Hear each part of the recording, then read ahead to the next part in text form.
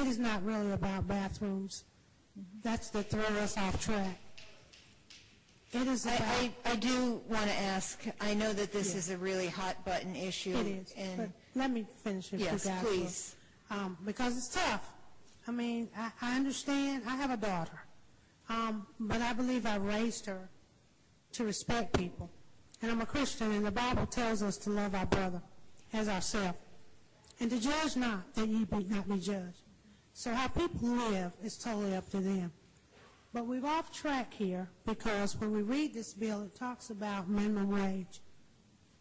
And that's economic development, people. It talks about contracts. That's economic development. And we're now going to lose some of that.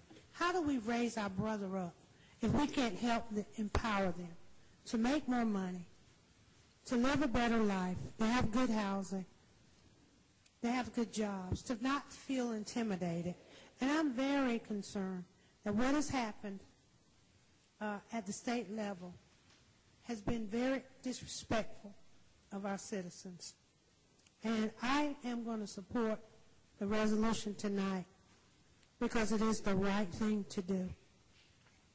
We should not feel afraid because, honestly, there's nothing to really be afraid of except for the people who put this forth.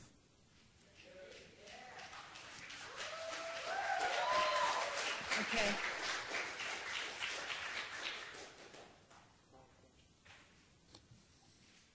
Well, you know, I want to make a statement, too. You know, there's been an awful lot of discussions about bathrooms, and I guess the tagline of the day is, I have a daughter.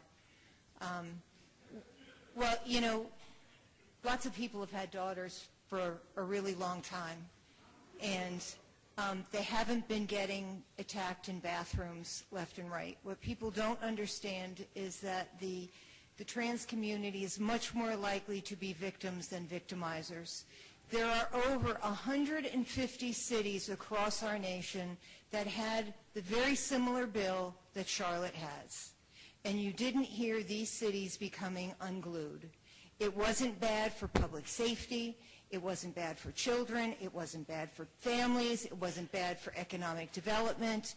Orlando has the same ordinance. The land of Disney. Lots of daughters are at Disney. You know, there is just a misunderstanding of what's happening. And, you know, I was listening to some things that Representative Stam said, that if this bill goes through, that we're going to go back to the third world. You know, stalls didn't go away. You know, people don't understand that there's really no virtual difference. I don't understand what the big fear is. But, you know, if this bill, if the legislature was truly worried about this bill and they wanted to talk about bathrooms, that would have been one thing.